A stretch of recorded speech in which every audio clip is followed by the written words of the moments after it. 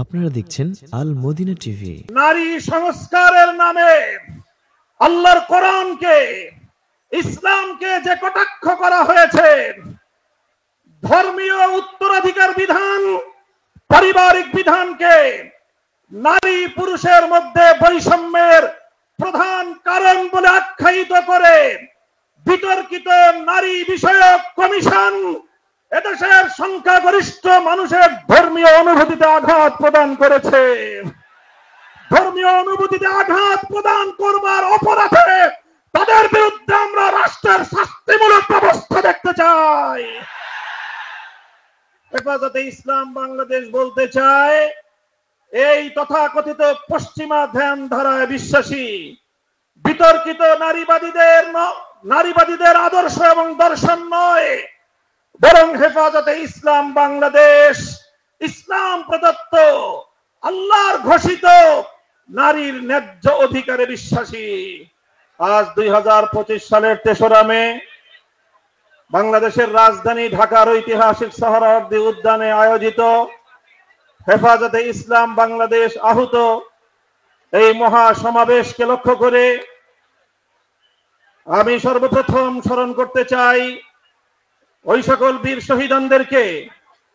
শাপলা থেকে 2024-এর জুলাই বিপ্লব পর্যন্ত রক্তে রাঙা যেই পথ পাড়ি দিয়ে বাংলাদেশ 2024-এর 5ই আগস্ট দ্বিতীয়বারের মতো স্বাধীনতা অর্জন করেছে। সেই স্বাধীন বাংলার মাটিতে দাঁড়িয়ে আমরা শপথে বাণী উচ্চারণ করতে চাই, রক্ত দিয়ে স্বাধীনতা এনেছি, প্রয়োজনে রক্ত দিয়ে সেই স্বাধীনতা আমরা রক্ষা করবো ইনশাআল্লাহ। স্বাধীন বাংলার মাটিতে দাঁড়িয়ে আমরা বলতে চাই, নারী সংস্কারের নামে আল্লাহর কোরআনকে, ইসলামকে যে কটাক্ষ করা হয়েছে, ধর্মীয় উত্তরাধিকার বিধান, পারিবারিক বিধানকে নারী পুরুষের মধ্যে বৈষম্যের প্রধান কারণ বলে আখ্যায়িত করে বিতর্কিত নারী বিষয়ক কমিশন এদেশের সংখ্যাগরিষ্ঠ মানুষের ধর্মীয় অনুভূতিতে আঘাত প্রদান করেছে। ধর্মীয় অনুভূতিতে আঘাত প্রদান করবার অপরাধে তাদের বিরুদ্ধে আমরা রাষ্ট্রের শাস্তিমূলক ব্যবস্থা দেখতে চাই। হেফাজতে ইসলাম বাংলাদেশ বলতে চায়, এই তথাকথিত পশ্চিমা ধ্যান ধারায় বিশ্বাসী বিতর্কিত নারীবাদীদের আদর্শ এবং দর্শন নয়, বরং হেফাজতে ইসলাম বাংলাদেশ ইসলাম প্রদত্ত আল্লাহর ঘোষিত নারীর ন্যায্য অধিকারে বিশ্বাসী। ইনশাআল্লাহ হেফাজতের সংগ্রামী মহাসচিব কর্মসূচি ঘোষণা করবেন।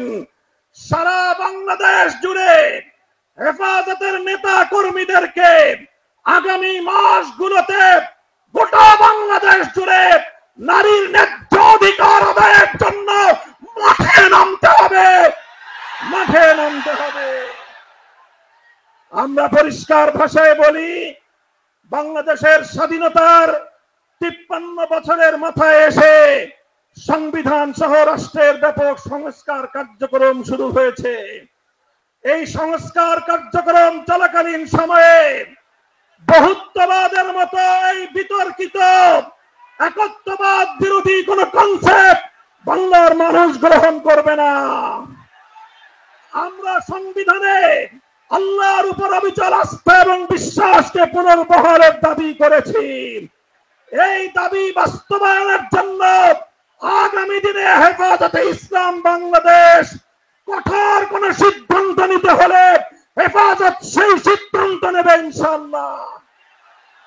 আমরা পরিষ্কার ভাষায় বলি, ডক্টর ইউনূস সাহেবের সাথে হেফাজতের কেন্দ্রীয় নেতৃবৃন্দ অনেকবার সাক্ষাৎ করে বিনয়ের সঙ্গে আবেদন করেছি, আমাদের বিরুদ্ধে ফ্যাসিবাদী আমলে দায়েরকৃত মিথ্যা মামলাগুলো প্রত্যাহার করেন। কিন্তু কেন যেন মনে হচ্ছে আমাদের সোজা আঙ্গুলে বুঝি ঘি উঠবে না।